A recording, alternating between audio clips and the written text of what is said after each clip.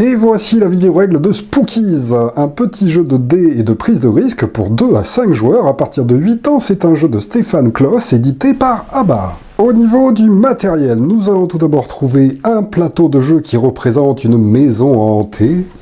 Puis nous avons 5 petits personnages comme ceci, de différentes couleurs. Il y a Krakow, Bonflair, Anna, Duffy et Poppy. On va tous les utiliser quel que soit le nombre de joueurs et on va commencer en les plaçant debout devant le portail en bas de la maison.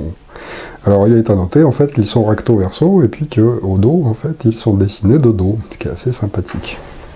Enfin, nous avons un ensemble de 4 dés normaux noirs comme ceux-ci qui ont des chiffres allant de 1 à 6, plus un dé spécial qui représente les différents personnages qu'il y a dans le jeu, et enfin un ensemble de 75 jetons Spookies qui se présentent comme ceci. Sur une face, en fait, il y a un petit fantôme de dessiné, et sur l'autre face, il y a des chiffres allant de 1 à 5.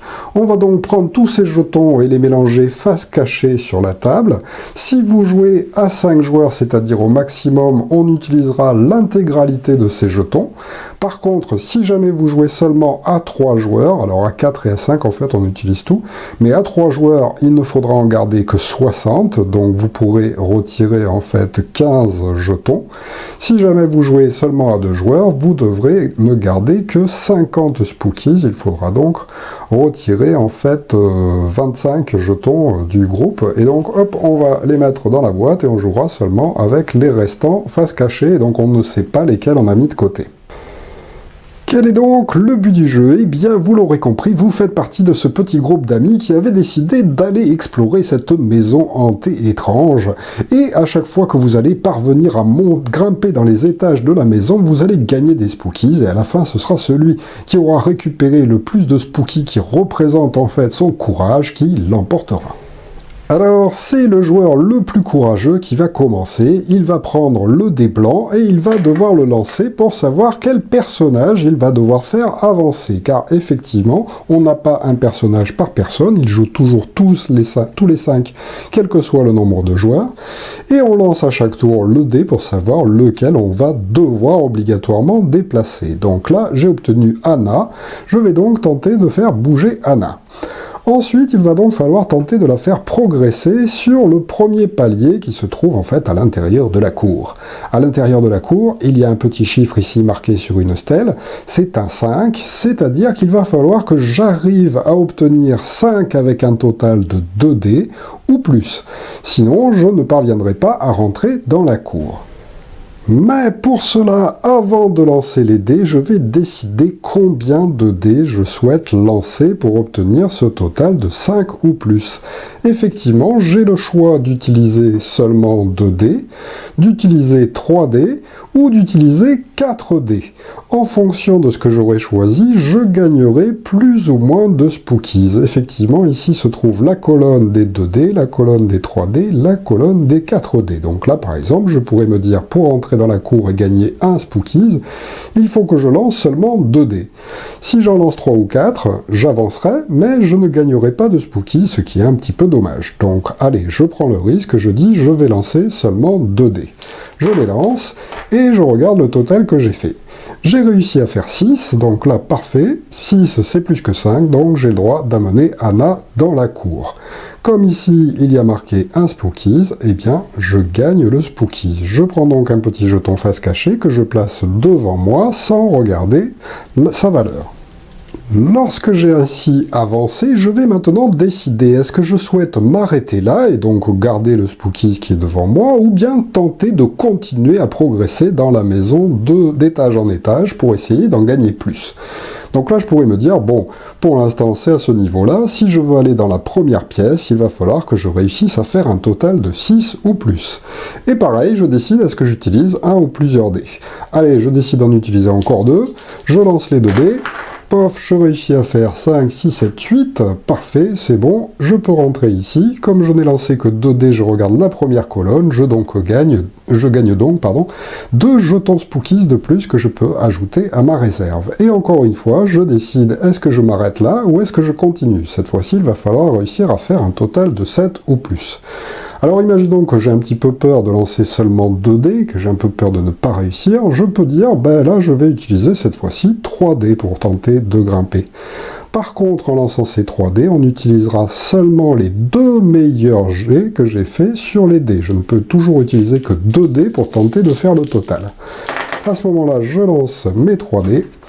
J'ai réussi à faire un 6, c'est le plus gros, et un 2, c'est le plus gros. C'est donc ces 2 dés-là qui vont compter. 6 et 2, 8, c'est bon, ça dépasse 7. J'ai le droit donc d'atterrir en fait dans cette case.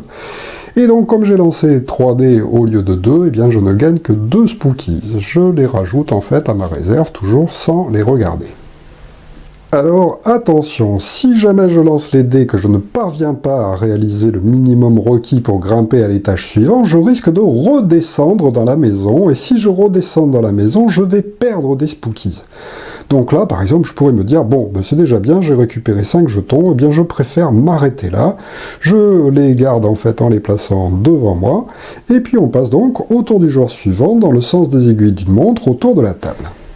Le joueur suivant commence donc par lancer le dé des amis pour savoir lequel il va faire bouger. Hop, c'est le premier, c'est le gris, c'est donc celui-ci qui va devoir bouger. Ensuite, il décide combien de dés il veut lancer. Allez, moi aussi, je vais tenter d'en faire 2, il faut que je réussisse à faire 5+. Hop, je lance, j'arrive pile à 5, c'est bon, ça suffit pour pouvoir passer ici. Comme j'ai lancé que 2 dés, je gagne un jeton que je place devant moi.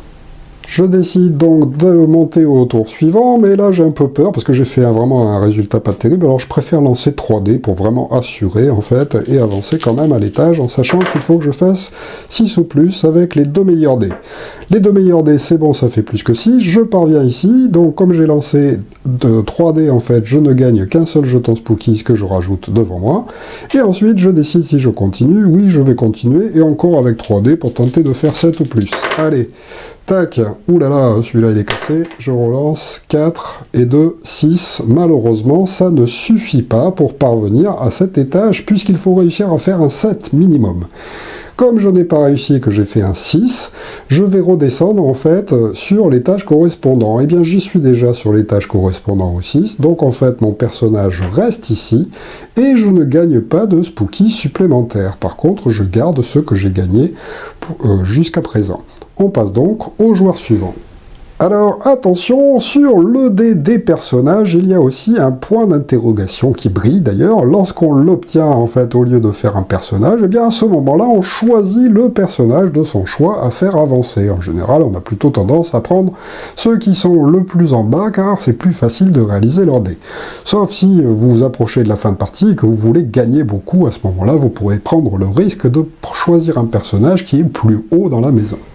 La partie se poursuit donc comme ceci de joueur en joueur, en sachant qu'à chaque fois on lance ce dé-là pour savoir quel personnage on bouge. Donc de temps en temps on tombe sur un personnage qui est déjà bien avancé dans la maison, et donc ça devient plus dangereux. Alors que va-t-il se passer lorsqu'un joueur va rater? Par exemple, le joueur vert décide d'avancer ici, puis il décide de prendre le risque de lancer seulement 2 dés pour obtenir un total de 9 ou plus. Hop, il lance 5 et un 6, malheureusement c'est raté, il ne peut donc pas monter à l'étage supérieur. Comme il a réalisé un 6, il va devoir descendre en fait sur l'étage qui présente le chiffre qu'il a réalisé. Comme il a fait un 6, eh bien il va devoir descendre à l'étage où il y a le 6 de dessiné.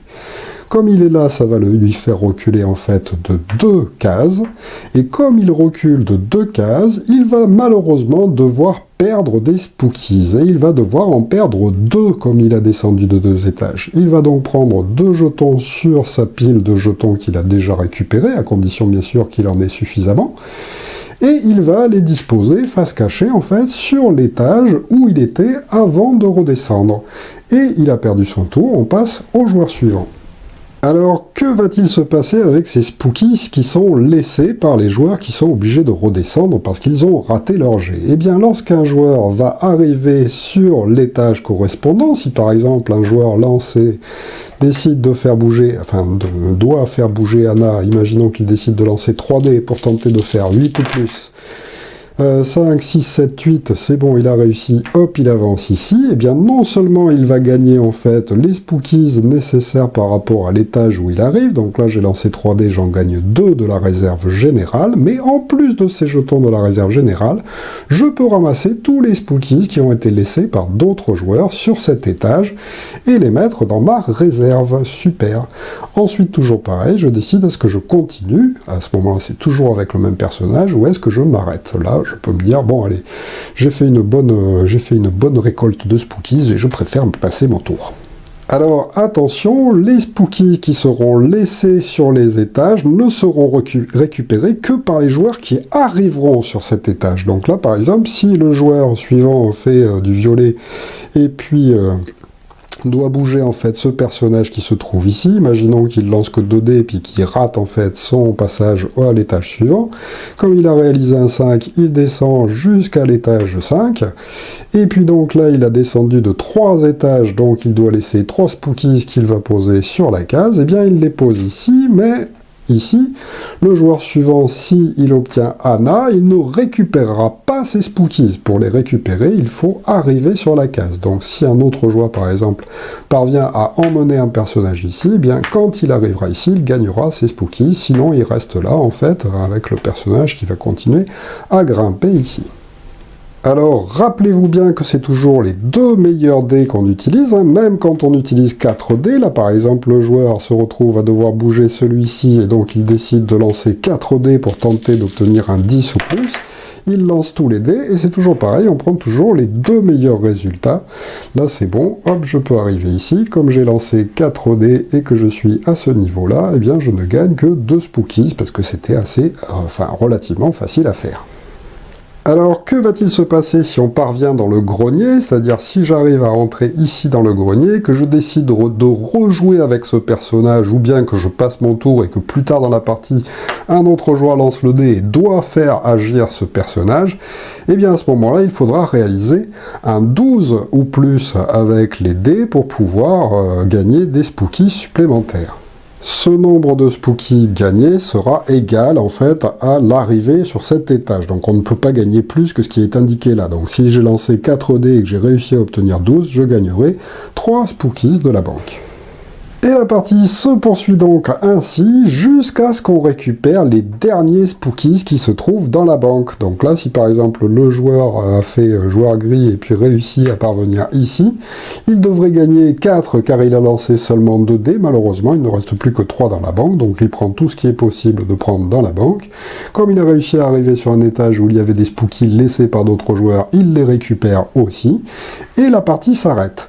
Tous les éventuels spookies qui sont restés en fait sur le jeu sont défaussés, ils ne seront pas récupérés par les joueurs, et chacun va pouvoir maintenant compter ses spookies.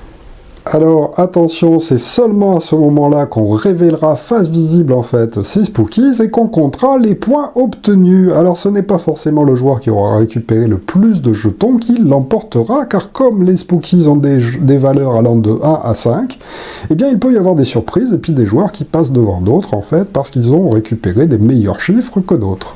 Voilà donc pour Spookies, un excellent petit jeu, à la fois familial mais pas que, c'est aussi très sympathique à jouer entre adultes. Vous aurez compris que plus on s'approche de la fin de partie, plus il faudra tenter de prendre des risques, surtout si vous êtes en retard par rapport au nombre de jetons Spookies. Vous aurez donc à ce moment-là peut-être plus tendance à lancer moins de dés pour tenter de gagner plus, car on peut gagner par exemple jusqu'à 16 jetons Spookies si on parvient en fait par une chance incroyable à lancer seulement 2 dés pour obtenir un total de 11, mais c'est quand même assez complexe. Mais des fois, ça permet de revenir quand on est complètement largué. Par contre, si on est en avance par rapport aux autres joueurs, on a moins tendance à prendre de risques, car si jamais on rate, on sera obligé de redescendre et de perdre des spookies qu'on laissera pour les autres joueurs. Donc dans ce jeu, il n'y a jamais de spookies perdus, en fait, puisque à chaque fois qu'on va les récupérer, eh bien, au pire, on va les laisser sur les cases et d'autres joueurs les récupéreront, ou peut-être nous-mêmes si personne ne les a récupérés pendant le tour des autres joueurs. Voilà, il est à noter qu'il y a aussi une petite variante, vous pouvez décider de jouer sans le dé spécial, en fait, et jouer uniquement avec les personnages qui sont placés ici en début de partie. À chaque fois que ce sera à un joueur de jouer, au lieu de lancer le dé pour sélectionner quel personnage vous avancerez, vous pourrez choisir celui de votre choix. Ce qui fait qu'en général, on fera avancer en fait les personnages au fur et à mesure, et puis à chaque fois que ce sera à quelqu'un de jouer, on jouera celui qui est le plus bas dans la maison, car c'est plus simple pour lui. À moins qu'on s'approche évidemment de la fin de partie, où on aura peut-être tendance à prendre plus de risques pour tenter de gagner plus de jetons. Voilà pour Spooky, merci de m'avoir suivi et à très bientôt pour une nouvelle vidéo règle. Au revoir.